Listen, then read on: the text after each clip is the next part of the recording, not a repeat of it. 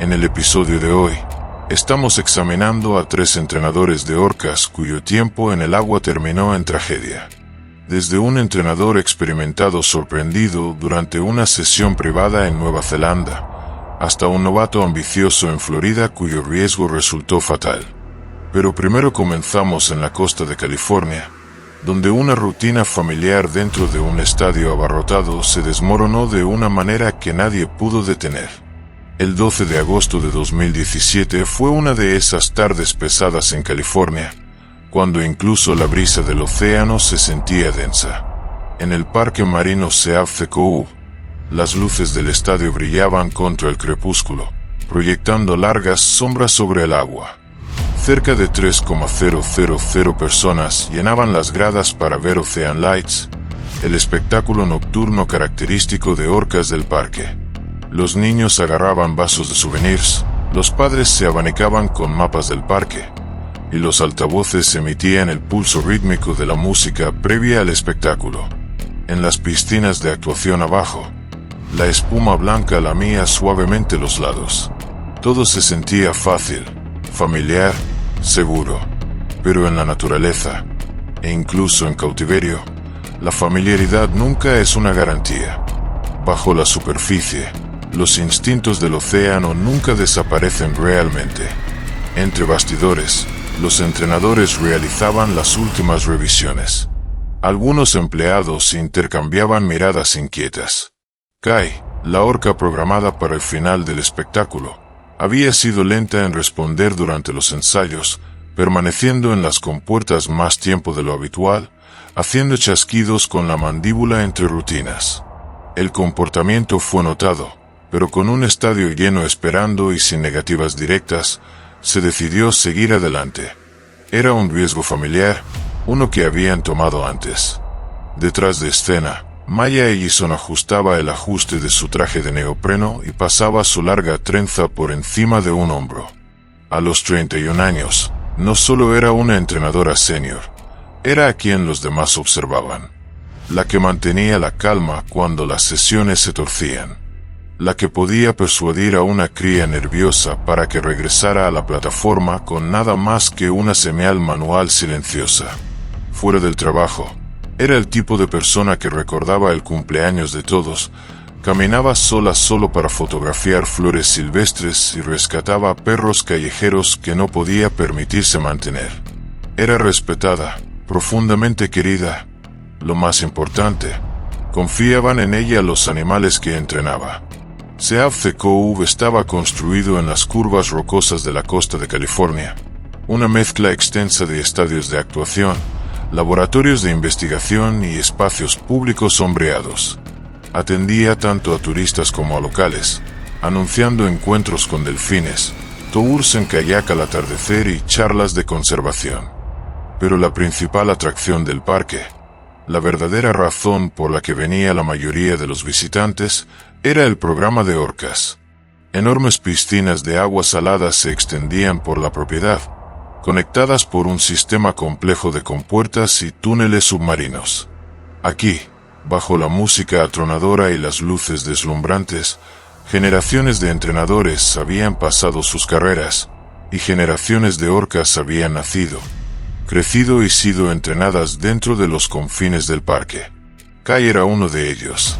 Nacido en cuidado humano, era el producto de un programa de cría que alguna vez prometió cerrar la brecha entre el cautiverio y la conservación. Criado en las piscinas interconectadas de Seaffe Cove, nunca había conocido el océano abierto. Para los entrenadores, era una presencia familiar, inteligente, muy motivado por la comida y generalmente confiable bajo presión, pero propenso a la terquedad cuando estaba sobreestimulado. Con más de 22 pies de largo y pesando casi 6,000 libras, llevaba la confianza fácil de un intérprete experimentado, capaz de acertar cada marca impecablemente o de rechazar una señal sin previo aviso. En los últimos meses, pequeños signos de agitación habían comenzado a surgir, respuestas retrasadas, golpes de superficie aumentados, rechazos ocasionales de comida. Nada lo suficientemente alarmante como para sacarlo de los espectáculos, pero suficiente para que los entrenadores más experimentados, como Maya, lo observaran un poco más de cerca que a los demás. Cuando el espectáculo comenzó a las 8:15 de la tarde, Kai ya estaba dando círculos en la piscina principal, su aleta dorsal imponente cortando la superficie. El final de esa noche era un favorito del público. Una secuencia de saltos sincronizados seguida por Maya parada sobre la espalda de Kai, montándolo a través del tanque del estadio bajo un barrido de luces azules. Para la audiencia, parecía sin esfuerzo. Para los entrenadores, era el producto de miles de horas cuidadosas y cautelosas.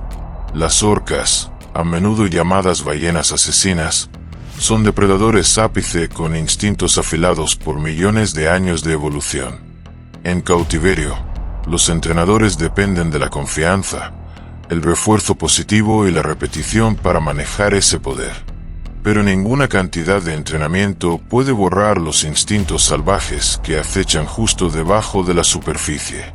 Una señal equivocada, un desliz repentino, y toda esa confianza podía desvanecerse en un instante.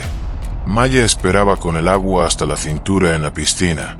Dio la señal de montaje en superficie y se preparó, con las rodillas flexionadas, los brazos extendidos, los ojos fijos en Kai mientras se arqueaba hacia ella a través de la piscina. Sus parches oculares blancos brillaban bajo las luces del estadio mientras avanzaba.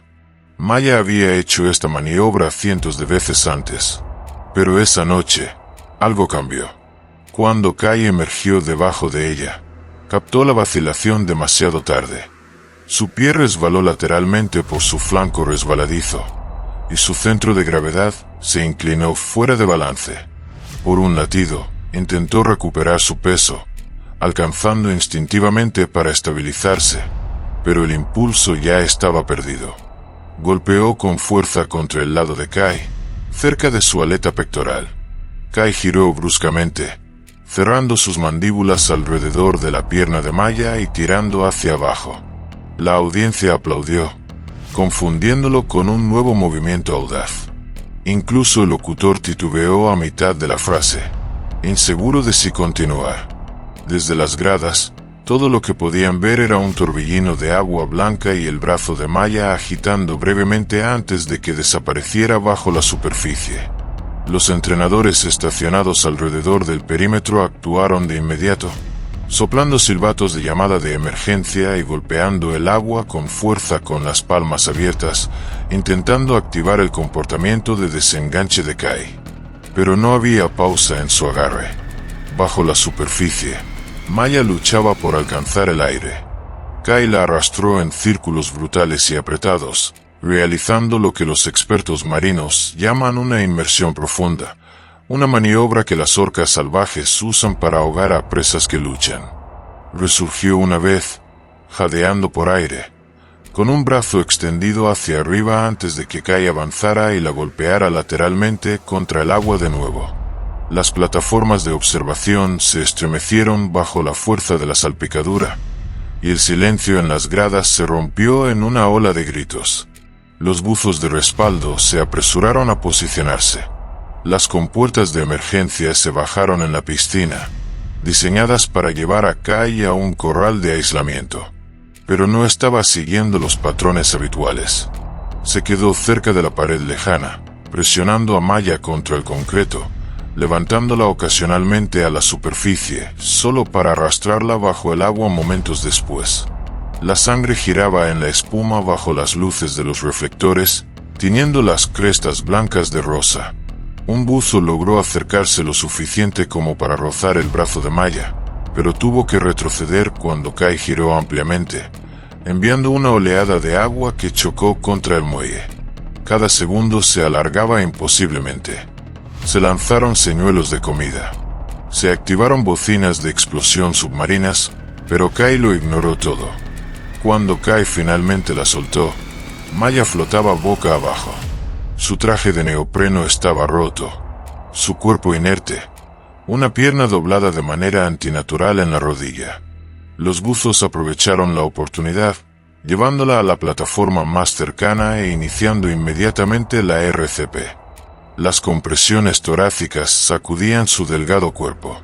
Se colocaron máscaras de oxígeno en su rostro. Los entrenadores daban órdenes, cambiando de posiciones, negándose a rendirse, pero las heridas eran devastadoras. Costillas rotas, un pulmón perforado, hemorragia interna masiva. Cada minuto que pasaba apelaba a las probabilidades en su contra. Cuando llegaron los paramédicos, las gradas ya habían sido despejadas, dejando solo el eco de pasos corriendo y llamadas urgentes por radio. El agua estaba quieta, rota solo por el lento barrido de los reflectores moviéndose por la piscina vacía. Maya fue cargada en una ambulancia y llevada al centro de trauma más cercano. Pero para cuando los médicos la alcanzaron, no había nada más que salvar. Fue declarada muerta en menos de una hora. La causa oficial de la muerte se registró como trauma por fuerza contundente y ahogamiento. Las revisiones internas revelaron lo que había pasado desapercibido durante demasiado tiempo.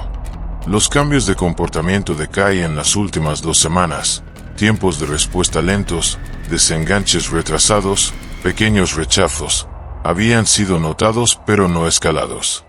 Había habido advertencias, solo que no lo suficientemente fuertes como para detener el espectáculo. CAFCOU canceló todos los trucos de superficie físicos inmediatamente después del incidente. Se prohibió a los entrenadores entrar al agua durante las actuaciones. Los protocolos de emergencia fueron reescritos para requerir intervención al primer signo de deriva conductual, no después.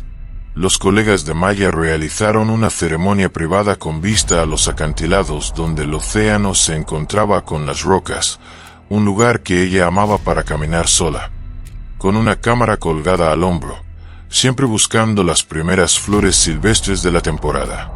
La recordaban no solo como entrenadora, sino como la persona que se quedaba hasta tarde para consolar a una cría nerviosa, que dejaba notas de aliento pegadas en las puertas de los casilleros antes de los grandes espectáculos, que nunca perdió su admiración por los animales con los que trabajaba. Su traje de neopreno y su registro de entrenamiento fueron colocados silenciosamente en una vitrina dentro de la sala de descanso del personal, con una placa simple debajo que decía: para Maya, que nunca dejó de creer en ellos. La muerte de Maya expuso los riesgos ocultos incluso en las actuaciones más cuidadosamente controladas. Para Will Terangi en Nueva Zelanda, no fue un estadio lleno el que resultó fatal. Fue una sesión privada, un momento de rutina que se volvió violento en segundos. El 6 de agosto de 2012 amaneció frío y gris plateado sobre la costa de la isla norte de Nueva Zelanda. En el parque marino Arai, una fina niebla se adhería a la superficie de las piscinas de entrenamiento, arremolinándose entre las gradas del estadio y las barandillas oxidadas por la sal. No había público todavía, solo el sonido del agua de mar golpeando contra el concreto y el leve grito de las gaviotas que se desplazaban sobre los acantilados. Las mañanas como esta eran rutinarias, del tipo que hacían que el trabajo se sintiera casi predecible. Pero en el estrecho espacio entre la rutina y el instinto, la predictibilidad nunca dura mucho. Viru Terangi, conocido por la mayoría como Will, se puso su traje de neopreno y trotó por el sendero lateral hacia las piscinas de actuación, con su aliento formando nubes en el aire fresco de la mañana. A los 28 años, era un joven para los estándares de entrenador senior, pero respetado por su paciencia, manos firmes y manera tranquila de atraer la atención sin alzar la voz. Will no era ostentoso. No anhelaba el centro de atención. Era el tipo que se quedaba hasta tarde para remendar trajes de neopreno rotos, que dibujaba orcas en los márgenes de sus registros de entrenamiento, que prestaba sus chaquetas de repuesto cuando un entrenador junior olvidaba la suya. Le gustaban las mañanas tempranas, las caminatas largas por las colinas donde creció, y la fotografía. Su vieja cámara maltrecha rara vez estaba lejos, metida entre bolsas de pescado congelado o guardada en su casillero. En sus días libres, era voluntario en un santuario de aves nativas al norte de Auckland, a veces conduciendo horas solo para reparar cercas o reconstruir cajas nido viejas. En el parque, era conocido como estable, de buen carácter y confiable sin fallos. El que confiaba sin pensarlo dos veces. No era imprudente. Si acaso, era metódico. Un rasgo que hacía que lo que pasó fuera aún más difícil de comprender. El parque marino Arai se extendía a lo largo de una ensenada rugosa justo más allá de Turanga. Una mezcla extensa de exhibiciones educativas, pequeños acuarios y una piscina principal de espectáculos que servía como el corazón de la operación. Inaugurado a principios de los años 90, el parque ganó una reputación silenciosa por combinar principios de conservación maoríes con ciencia marina occidental. Aunque detrás de los eslóganes de marketing, operaba como cualquier otra atracción centrada en turistas. Enormes tanques de agua salada conectados por compuertas de acero dominaban el centro, mientras que pasarelas sombreadas y plataformas de observación rodeaban la propiedad. Las orcas eran la joya de la corona del parque, y ninguna estrella brillaba más que Taku. Taku había nacido en cautiverio en otra instalación y fue transferido al parque marino Arai a la edad de 3 años. Cuando alcanzó la madurez, pesaba casi 5,500 libras y medía casi 20 pies desde el rostro hasta la cola. Era inteligente, rápido y altamente entrenable, pero tenía una reputación de impredecibilidad. Los entrenadores lo describían como juguetón pero fácilmente sobreestimulado, propenso a pasar de la cooperación a ráfagas repentinas de juego rudo. En los últimos meses, el comportamiento de Taku había sido señalado varias veces, respuestas incompletas, embestidas en la superficie durante la alimentación, reacción lenta a señales de refuerzo secundario. Se añadieron notas a sus registros, pero sin incidentes graves. Sus actuaciones públicas y sesiones privadas continuaron sin interrupción. Esa mañana, la asignación de Will era directa. Una sesión matutina en solitario para ensayar una nueva rutina de salto donde Taku saltaría dramáticamente junto a una plataforma estacionaria con una señal manual silenciosa. Sin trucos que requirieran contacto cercano, sin montajes, solo trabajo en el agua y comportamientos en la superficie. Debería haber sido de bajo riesgo. Las orcas son maestras de la agresión calculada, capaces de una paciencia increíble y una violencia explosiva cuando se desencadenan.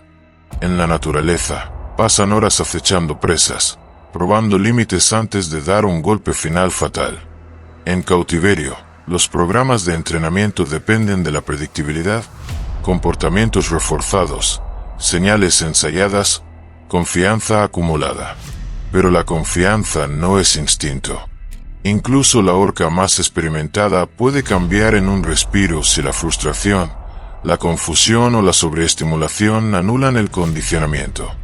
Cuando eso sucede, los entrenadores no tienen advertencia ni segundas oportunidades. Will subió a la plataforma sumergida, dio la señal de listo y observó cómo Taku se deslizaba suavemente por el agua para posicionarse. Los primeros saltos salieron según lo planeado, arcos altos y limpios con un mínimo de salpicaduras.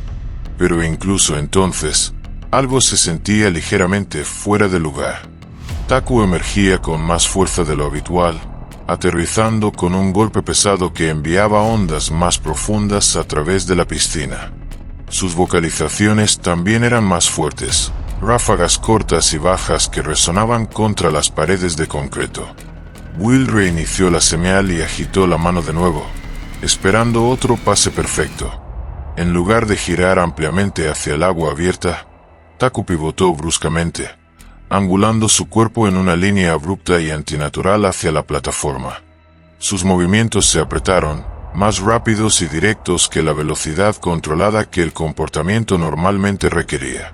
La colisión ocurrió más rápido de lo que nadie pudo reaccionar. El cuerpo de Taku golpeó a Will de lado con la fuerza de un coche a toda velocidad, derribándolo de la plataforma y al agua. Desorientado, Will pateó hacia la superficie, jadeando al romperla, solo para sentir un agarre aplastante cerrarse alrededor de su torso. Desde la plataforma de observación, el escaso personal de guardia vio la salpicadura, los movimientos agitados y la forma oscura dando círculos abajo.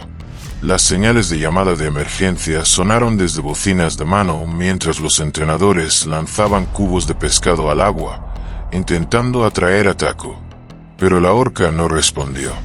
En la piscina, Will luchaba, girando contra la presión creciente alrededor de sus costillas. Taku lo arrastró bajo el agua de nuevo, mordisqueando su abdomen, un comportamiento normalmente juguetón entre juveniles. Pero aquí, escaló con una velocidad aterradora hacia mordidas profundas de perforación y tirones rodantes poderosos. En la superficie, los entrenadores iniciaron procedimientos de emergencia, gritando por los radios para cerrar todas las piscinas conectadas. Un buzo de seguridad corrió hacia el punto de entrada de emergencia, pero Taku permanecía entre Will y cualquier intento de rescate. El agua a su alrededor espumaba con movimiento, oscureciéndose con sangre. Taku emergió brevemente, con Will inerte contra su lado, antes de sumergirse de nuevo en un círculo apretado que estrelló al entrenador contra la pared de la compuerta. Cuando Taku finalmente lo soltó, Will flotaba boca abajo cerca del centro de la piscina, inmóvil. Durante unos largos segundos, Taku permaneció cerca, dando círculos lentamente bajo la superficie, rozando su aleta dorsal contra el cuerpo de Will como si no quisiera soltarlo completamente. Los entrenadores en el borde seguían golpeando el agua y lanzando pescado, intentando atraerlo, pero ignoró cada señal. Cuando un buzo con equipo completo de rescate entró al agua, Taku reaccionó casi instantáneamente, embistiendo una vez hacia la perturbación, creando una onda de choque que empujó al rescatador hacia la pared. Se necesitaron 2 buzos más, coordinados desde lados opuestos de la piscina, para finalmente llevar a Taku al túnel de compuerta adyacente y cerrar la barrera de emergencia detrás de él. Con Taku asegurado, el equipo de rescate corrió hacia Will. 2 buzos del personal lo llevaron a la plataforma sumergida, mientras otro entrenador trepaba por el lado para comenzar la RCP. Compresiones torácicas, respiración de rescate, conteos frenéticos gritados. El equipo trabajó mecánicamente, apenas hablando excepto para contar compresiones y ventilaciones. La sangre nublaba el agua a su alrededor, mezclándose con la espuma. A pesar de sus esfuerzos, en minutos quedó claro cuán graves eran sus heridas. Cuando llegaron los paramédicos, Will fue trasladado a una camilla, pero fue declarado muerto en el lugar antes de que pudieran siquiera comenzar el transporte. La revisión interna fue rápida y condenatoria. Los protocolos de seguridad requerían que 2 entrenadores estuvieran presentes para cualquier sesión en el agua, especialmente con las señales de comportamiento conocidas de Taku. El parque admitió negligencia procedimental, suspendió inmediatamente todo trabajo de entrada al agua pendiente de una revisión completa. Taku fue puesto en un horario restringido, limitado solo a entrenamiento en escenario seco. En los días que siguieron, el Parque Marino Arai organizó un memorial cerrado para el personal. Amigos y colegas recordaban a Will como estable, amable y siempre paciente, el que se quedaba después de los espectáculos para reparar accesorios rotos, el que dejaba chaquetas de repuesto en su casillero por si un compañero olvidaba la suya, el que creía que con suficiente tiempo y respeto, cualquier cosa podía enseñarse. Su pérdida dejó un hueco en el personal unido que nunca pudo llenarse realmente. La tragedia de Will vino de la confianza construida durante años de experiencia. Para Sarah Kim, fue lo opuesto. Una prisa por probarse a sí misma. Un riesgo tomado sin el tiempo o el entrenamiento para entender qué esperaba bajo la superficie. El 17 de marzo de 2011 fue una de esas mañanas que parecían demasiado perfectas para terminar mal. En el Parque Marino Clearwater Cove, la laguna del espectáculo de agua salada se extendía amplia bajo un cielo azul impecable, brillando bajo el sol temprano. Los entrenadores se movían rápidamente por los muelles, preparando arneses y realizando pruebas de sonido previas al espectáculo. El tipo de rutina que se sentía tan normal que era fácil olvidar qué tipo de poder trabajaban junto a ellos. El agua estaba calma. El día se sentía fácil. Pero en lugares como este, a menudo son los días más tranquilos los que se desmoronan más rápido. Sarah Kim se puso su traje de neopreno y trotó descalza por la plataforma principal, mostrando un rápido pulgar arriba al técnico junto a la barandilla. A los 24 años, era una de las entrenadoras de agua abierta más jóvenes del parque. Una estrella en ascenso empujada al centro de atención más rápido que la mayoría. También era la hija del recién nombrado gerente de operaciones de Clearwater Cove, un ex ejecutivo de acuarios públicos traído para modernizar la imagen del parque y reducir los crecientes costos de mantenimiento. Los veteranos del personal tenían sus dudas. Sarah tenía la energía natural y el encanto fácil, que se veían bien durante los espectáculos, pero no tenía los años de experiencia dura que la mayoría de los entrenadores ganaban antes de entrar en la laguna. Algunos murmuraban que no había ganado su autorización. Otros decían que ya no importaba. Sarah no se escondía de los rumores. Si acaso, prosperaba con ellos. Era audaz donde otros vacilaban, ansiosa donde otros eran cautelosos, y rápida para tomar riesgos que la hacían tanto admirada como silenciosamente resentida. Los entrenadores nuevos la admiraban. Los senior mantenían una distancia cautelosa. Clearwater Cove no era un imperio marino extenso como los que estaban más al sur. Era más pequeño, más viejo, construido al borde de una bahía protegida con una infraestructura envejecida oculta detrás de folletos sonrientes. Las piscinas de agua salada y las lagunas de espectáculos ofrecían delfines, leones marinos y una orca, con acceso limitado al agua abierta a través de compuertas sumergidas y redes perimetrales. Para los visitantes, parecía abierto y natural. Para los entrenadores, estaba claro que las redes estaban desgastadas. Las compuertas eran lentas, y el personal estaba más estirado que nunca. Los recortes presupuestarios habían reducido el mantenimiento y la supervisión. Se habían planteado preocupaciones de seguridad sobre las redes perimetrales y el comportamiento errático de ciertos animales, pero sin un incidente de alto perfil que forzara acción. La mayoría de las advertencias se hundían en el papeleo, se archivaban silenciosamente. En el corazón del programa marino de Clearwater estaba Makoa, una orca macho masiva de 24 pies y 7,000 libras capturada décadas antes en el Atlántico Norte.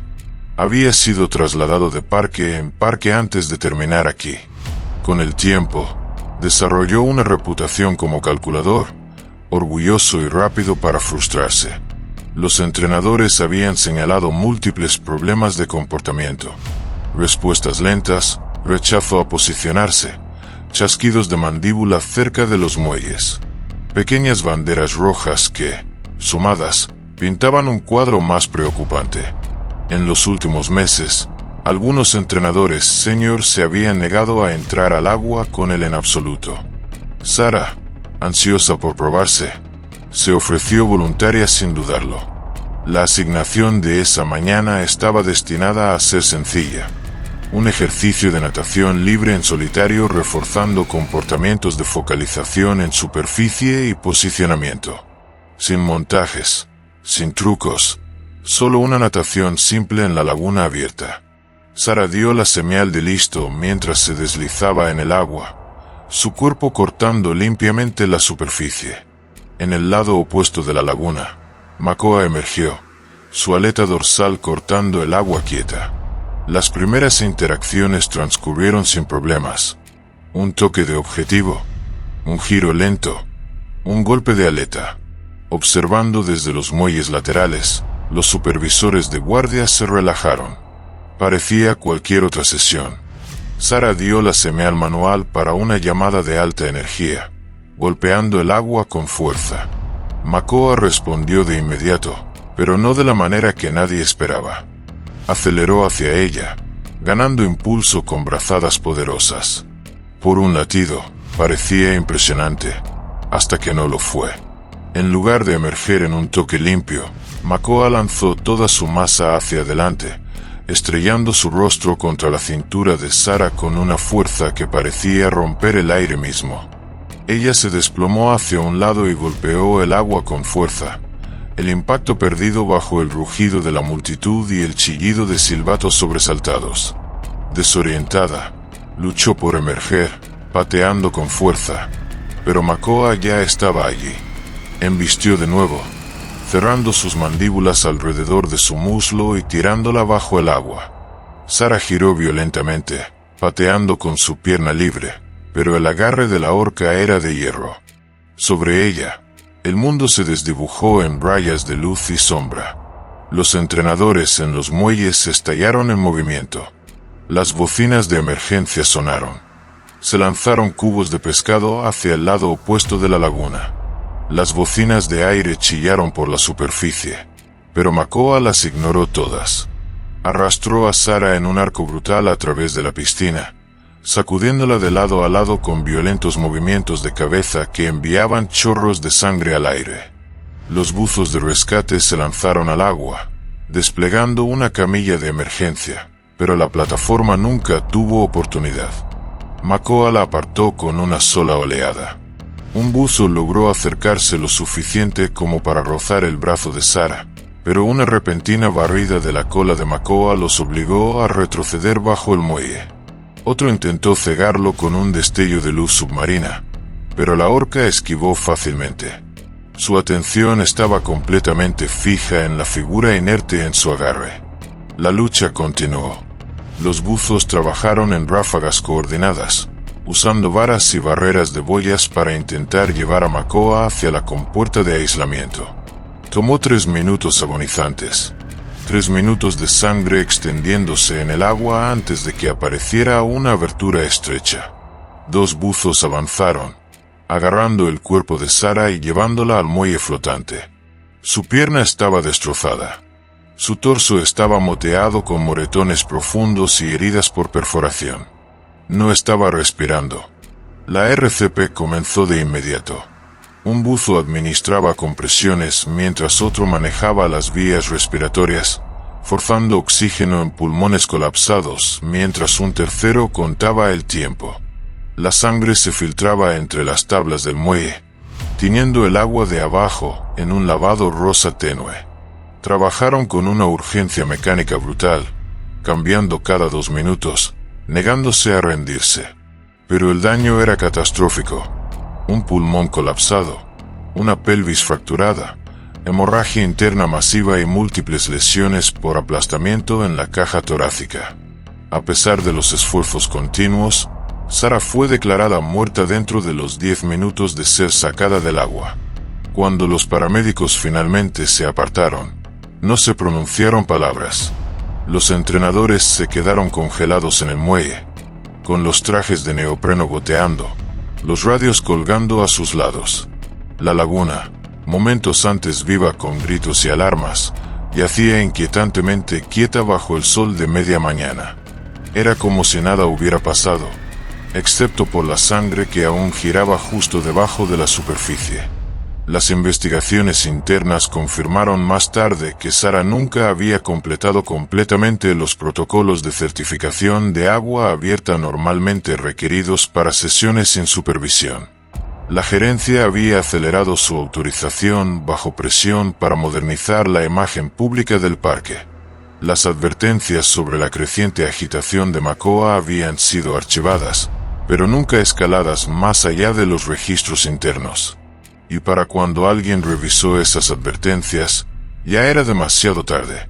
El programa de natación libre fue desmantelado silenciosamente en las semanas siguientes. El nombre de Sara fue eliminado de los materiales promocionales. Los manuales del personal fueron reescritos sin reconocimiento de lo que había pasado. Entre los entrenadores que se quedaron, su memoria perduró. No en placas o dedicatorias, sino en susurros transmitidos a la próxima ola, sin nataciones en solitario, sin autorizaciones aceleradas, sin segundas oportunidades. Porque cuando la confianza falla en el agua, No hay tiempo para arreglarla. Solo el momento final cuando se rompe. Gracias por ver este video. Si te encantó este video, definitivamente también te encantará el que está en tu pantalla final ahora mismo.